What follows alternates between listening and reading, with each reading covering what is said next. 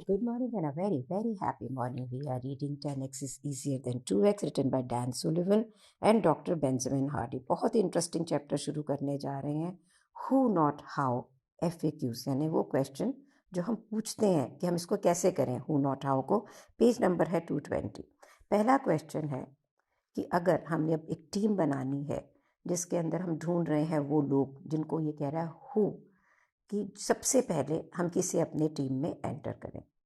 सबसे पहले आपको एक एडमिनिस्ट्रेटिव असिस्टेंट चाहिए.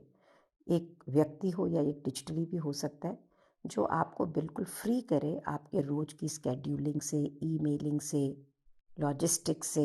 जो आप छोटे छोटे 80% काम खुद करते हैं, फ़ोन उठाना, लोगों के साथ बात करना, स्केड्यूल करना, जनरली मीटिंग सेटअप करना, ये सारे काम उसका है. वो करेगा, वो अपने आप आपको ऑर्गेनाइज करेगा, आपकी ज़िंदगी को आसान करेगा, आपके डेली टास्क हैं उसको मैनेज करेगा.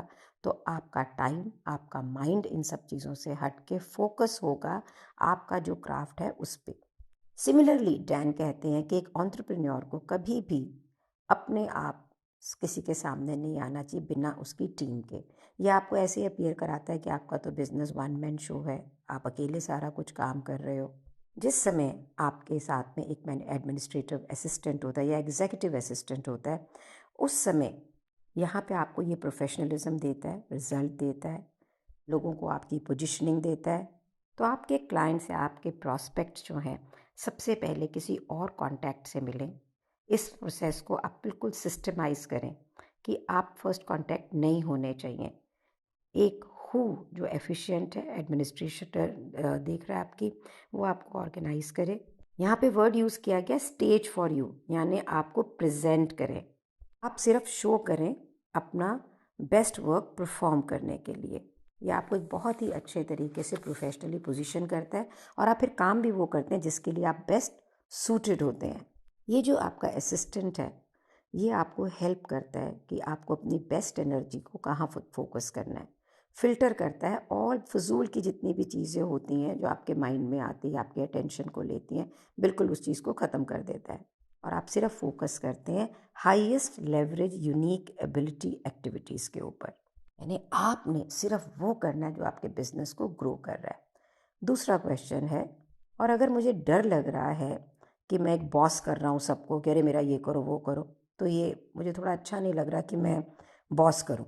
तो यहाँ पे बहुत ही खूबसूरती से वो कह रहा है कि आपका जो हु है वो आपको एम्पावर करता है.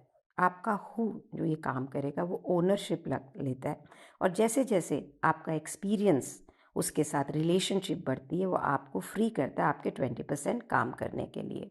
शुरू में जब आपने उसको हायर करना है तो आपने अपने स्टैंडर्ड्स, अपने सक्सेस क्राइटेरिया को बिल्कुल क्लियर कर देना है. और अगर कोई ऐसी चीज़ लगती भी है कि आप उस पर आपको लग रहा है मैं बॉस कर रहा हूँ, क्योंकि ये रिलेशनशिप है जो हमेशा कंटिन्यूस, आप उसको रिकनेक्ट कर सकते हो, रिक्लैरिफाई कर सकते हो अपने स्टैंडर्ड्स को. यहाँ पे रिलेशनशिप बिल्डिंग बहुत ही अच्छी हो जाती है कॉन्स्टेंटली, क्योंकि आप खुद भी ग्रो कर रहे हैं, लर्न कर रहे हैं. आपके स्टैंडर्ड, आपके प्रोसेस हमेशा अपडेट होंगे, इम्प्रूव होंगे. तो आप जो भी प्रोसेस में आपने अपने हु को रखा होगा तो उसको भी अपडेट करना है, उसको भी ग्रो करना है. राइटर कहता है कि मैं भी, जो मेरी असिस्टेंट है चेल्सिया को, जो कि मेरे सब कामों की इम्प्लीमेंटर है, उसको अपने स्टैंडर्ड्स के बारे में अपडेट करता ही रहता हूँ. अपने फिल्टर्स को टाइटन करता रहता हूँ, क्योंकि एक टाइम का काम नहीं है, इट्स अ ऑनगोइंग प्रोसेस. आप अपने बिजनेस के लीडर हैं, उनके पास एक जॉब है कि वो आपको सपोर्ट करें, यही उनका काम है. ऐसे लोगों को अपनी टीम के लिए में लाएं जो काम करना चाहते हैं, जो सक्सेसफुल होना भी चाहते हैं और आपको सक्सेसफुल करना भी चाहते हैं. गुड टू ग्रेट में जिम कॉलिंस कहते हैं कि अगर आपकी बस के अंदर राइट लोग हैं ना, तो ये जो प्रॉब्लम है ना कि मैं लोगों को मोटिवेट कैसे करूं, मैनेज कैसे करूं, ये बिल्कुल ख़त्म हो जाता है. जो बिल्कुल अच्छे लोग, राइट पीपल उस जॉब के लिए होते हैं, उनको कुछ भी टाइटली मैनेज नहीं करना पड़ता है, बिल्कुल भी. वो खुद ही मोटिवेटेड होते हैं. उनकी एक इनर ड्राइव होती है जो प्रोड्यूस करती है बेस्ट रिजल्ट्स. सबसे पहले आपको अपने लिए एक एग्जीक्यूटिव असिस्टेंट और एडमिनिस्ट्रेटिव असिस्टेंट करना है.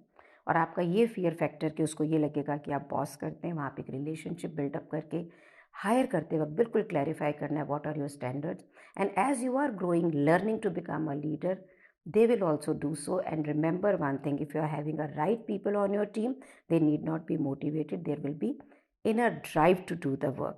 अब प्रश्न उठता है कि अगर मेरे पास पैसे ही नहीं हैं एक ऐसे हु को हायर करने के लिए, तो ये ज़रूरी है कि आप उसे खर्चा ना गिनें। आप ये समझ लें कि एक इन्वेस्टमेंट है आपके लिए और आपको रिज़ल्ट जो चाहिए उसके लिए।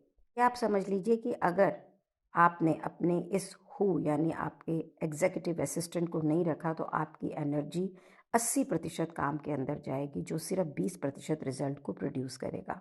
फिर आपके पास समय नहीं है, अपने अपने आप को स्प्रेड कर लिया, बहुत थिनली बिजी हैं आप अपने काम में, लाइफ में ना फ्लो एक्सपीरियंस करेंगे ना उस गहराई को एक्सपीरियंस करेंगे, तो फिर आप 10x रिजल्ट कहाँ से देंगे। लेकिन जैसे ही आप एक हु पे इन्वेस्ट करते हैं, आप अपने लिए ना बहुत सारे घंटों को फ्री कर लेंगे। वो आपके 80% कामों को मैनेज करेगा, आप अपने 20% कामों को करोगे जो कि ग्रोथ के लिए है। वो ऐसे काम करेगा जो आपको बिल्कुल अच्छे नहीं लगते थे और उसकी वजह से जितने भी रिजल्ट आते थे ना वो इनकन्सिस्टेंट होते थे। इमीडिएटली चीज़ें बेटर होने लग जाती हैं, स्पेशली आप मन से बहुत पावरफुल हो जाते हैं, फोकस्ड हो जाते हैं, और ये ज़रूरी है 10x ग्रोथ के लिए। प्रश्न है कि अब मुझे मेरे लिए एक सही हु एडमिनिस्ट्रेटर मिलेगा कैसे। अब ये याद रखें, पेज नंबर 222 पे है कि ये कंटिन्यूस प्रोसेस है और आप इसमें बेटर और बेटर होते चले जाएंगे। ये किसी भी एक स्किल की तरह है, सबसे पहले आप कुछ भी शुरू करते हो तो आप उसमें बहुत ग्रेट नहीं होते हैं ना, पर धीरे धीरे आपको क्लैरिटी मिलती चली जाती है और आप फिर हाईली स्पेसिफिक हु को अपनी लाइफ में, अपने बिजनेस में ला पाएंगे। हो सकता है आपके पास इतने फंड्स नहीं हों कि आप बहुत ही स्पेशलाइज्ड, बहुत ही एक्सपीरियंस्ड, कैपेबल एक हु को लेकर आएँ, लेकिन शुरू तो करें, चाहे छोटा ही शुरू करें।